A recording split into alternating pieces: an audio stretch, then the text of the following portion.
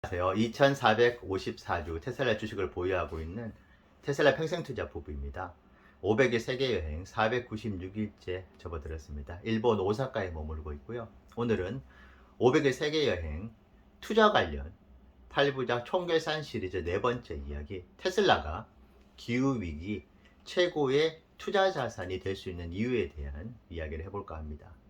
500일 세계여행 동안 현지인으로부터 직접 듣고 몸소 경험을 한 이야기를 중심으로 왜 테슬라가 최고의 매력적인 투자 자산 중 하나가 될 수 있는 이유를 설명드려 보도록 하겠습니다. 먼저 호주의 한 박물관을 방문했었던 기억이 있는데요. 2015년 12월 파리 기후협약 이후에 달라진 지구에 대한 내용이었습니다. 그 당시 세계 각국의 정상들이 모두 모여서 이대로 지구를 방치해 뒀다가는 모두가 망해갈 수밖에 없다는 경각심에서 지구 환경을 한번 제대로 획기적으로 바꿔보자는 그 일념하에 모두 모여서 역사적인 친환경 기후협약을 만들어냈습니다. 그 이후에 그 전시물이 만들어진 그 시점 기준으로 7년이 지난 시점이었는데, 하지만 너무나 아쉽게도 그 성과는 너무나 미미하다는 내용이었습니다. 그 이유는 각국의 정상들이 그렇게 잘해보자고 해놓고 결국은 자국으로 돌아갔을 때 현실적인 문제에 부닥친 겁니다. 자국에 해결해야 되는 시급한 현안들의 환경 이슈들은, 전 세계의 지구 환경의 이슈들은 결국 묻히고 말았던 그런 이야기였는데요. 제가 그 이야기를 들으면서 결국은 망가져가고 있는 이 지구에서 획기적인 개선이란 너무나 힘든 도전이 될 수 있겠구나. 그렇다면은 점점점 악화되고 있는 지구 환경에 우리 인류는 생존 방법을 찾으면서 살아가겠구나라는 생각을 너무나 슬픈 마음으로 했었던 기억이 있습니다. 그리고 호주의 블루마운틴이라는 곳에 투어를 가게 됐었는데요. 그게 투어 가이드 하신 분께서 작년에 시드니에서 7개월 넘게 비가 내렸다고 합니다. 20년 가이드 생활을 하면서 이렇게 오랜 기간 동안 비가 많이 내렸던 적이 있을까 싶을 정도로 기후위기를 정말 실감했다고 하시는 그 이야기를 들었습니다. 그리고 그레이트 베리어 리프라고 하는 세계 최대의 산호군락에 스노클링을 하러 간 적이 있었습니다. 근데 거기에 사실 광고 문구를 봤을 때, 광고 이미지를 봤을 때 너무나 아름다운 산호군락이 있어서 잔뜩 기대를 하고 갔었는데, 시성 스노클링 했을 때 물론 아름다웠지만은 40% 이상이 괴사가 된 산호들을 발견했습니다. 산호들이 괴사를 하게 되면 함께 서식하고 있는 물고기들의 생존 역시 위협을 받게 되는데요. 더 심각한 것은 이대로 그대로 두게 되면 30년 후에는 지금 저희가 그 당시 봤었던 산호들조차도 모두 전멸할 수밖에 없는 그런 기후 환경이라고 얘기를 들었습니다. 그러면서 너무나 좀 마음이 아팠던 기억이 있는데요.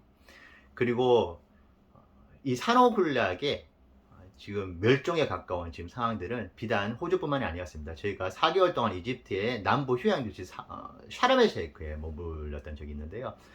그곳에서도 너무나 아름다운 산호들을 발견을 할 수 있었습니다만은, 저희 호스트가 있습니다. 숙소의 호스트가 30년 전에 산호하고는 비교가 안 될 정도로 지금 많이 황폐화가 되어 있다고 얘기를 들었습니다. 특히 제가 머물렀던 카페 옆에 폐업을 한 카페가 하나 있었는데, 폐업을 했었던 이유가 바로 카페 앞에 해안가에는 산호들이 모두 괴사를 했기 때문에 더 이상 그 카페가 운영이 되기 힘들어서 폐업을 했다는 얘기도 들었습니다.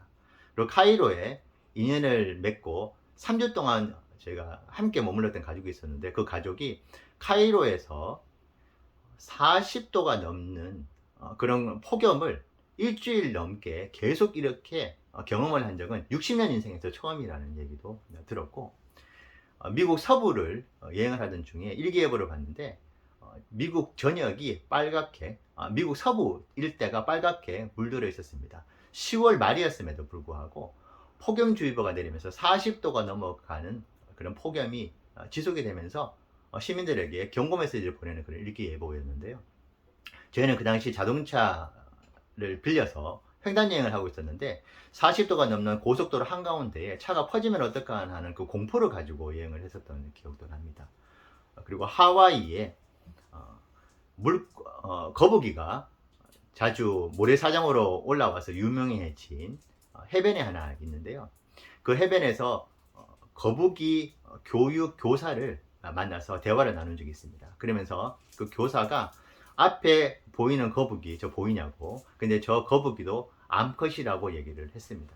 그리고 너무나 놀라웠던 사실이 지금 그 하와이에서 알을 낳고 있는 거북이 그 알의 90%가 모두 암컷이라는 얘기를 들었는데요. 그 이유가 해수면이 상승을 하고 모래사장의 온도가 상승을 하면서 90% 이상의 알들이 모두 암컷이라고 얘기를 하더라고요. 그래서 너무나 놀랐고, 기후 위기가 정말 이렇게 심각해질 수 있는 거구나, 완전히 지구 생태계 자체를 파괴할 수도 있구나라는 생각을 그때 참 뼈저리게 했었던 기억이 났고, 거북이가 만약에 영혼을 가지고 있고 의사소통을 할 수 있다면은 그 거북이들은 자기들이 마치 잘못해서 암컷 알만 낳는다고 생각을 할 수 있으니까, 그 인간이 다 만든 그런 결과물인데 사실 미안한 마음도 없지 않아 들었던 그런 기억이 납니다. 제가 오늘 말씀드린 이 사례들은 저희가 500일 세계여행을 하면서 들려드릴 수 있는 이야기의 일부에 지나지 않습니다. 너무나 많은 들려드릴 수 있는 기후위기, 지구 파괴의 사례들을 정말 몸속 끝까지 뼈저리게 경험을 했었는데요. 그런데 여러분, 그러면서 역설적으로 테슬라가 장기적으로는 성장할 수밖에 없는 지구 환경 구조가 만들어지고 있다는 생각도 한편으로는 하게 되었습니다. 인류는 다음 세대를 위한 생각을 의식적이든 무의식적이든 할 수밖에 없습니다.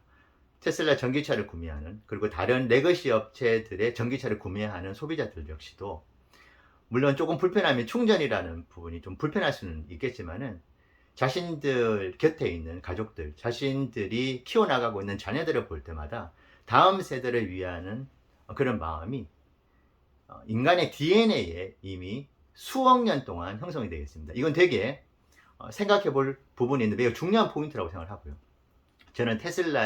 저희 부부는 테슬라 평생 투자를 꿈꾸고 있습니다. 여러 가지 기술적인 이유들, 회사 자체의 경쟁력들, 바뀌어 나가고 있는 미래 전기차 시장의 흐름 등의 어떤 그런 이유들도 여러 가지가 있겠지만은 그 근간에는 인간의 DNA, 다음 세대를 위해서 무언가를 해야 된다는 그런 DNA가 존재를 합니다.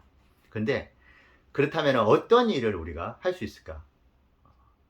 우리가 만약에 할 수 있는 일은 어떤 일이 있을까라고 생각을 했었을 때는 바로 이 지구 환경을 지켜나가는 전기차를 구매를 해야 되겠다는 그 생각, 그것이 저는 전기차 시대로의 전환을 매우 빠르게 앞당길 수 있는 큰 이유가 될 수 있다고 생각을 합니다. 제가 오늘 말씀드리는 이 이유는 크게 두드러지지 않고 있는 이유이긴 하지만, 저희가 500일 세계여행을 하면서 지금부터 더 위태로운 기후위기가 발생을 하게 된다면은 전기차의 구매는 물론 가성비라든지 모든 부분들이 조금씩 더 나아질 수는 있겠지만, 설령 그렇지 않다 하더라도 다음 세대를 위한 인간의 DNA는 절대 바뀌지 않다고 생각합니다. 그게 전기차 구매에 또 다른 동기부여가 충분히 될 수 있다는 생각을 제가 500일 여행을 하면서 정말 크게 느꼈던 것이고요. 현재 전기차 시장의 성장에서도 다음 세대를 위한다는 이 인간의 기본 본능이 현재 좌우하고 있다고, 영향을 미치고 있다고도 사실은 생각을 하고 있습니다. 그래서 저는 평생 투자, 적어도 10년, 20년 투자에 있어서 테슬라는 이 지구위기 환경에서 수혜를 받을 수밖에 없는, 가장 큰 수혜를 받을 수 있는 회사라는 생각을 또 하게 되었습니다. 앞으로 4번의 총계산 시리즈가 남아있는데요. 그 시리즈에서도 여러분들께 조금이나마 도움이 되는 영상으로 찾아뵙도록 하겠습니다. 네, 감사합니다.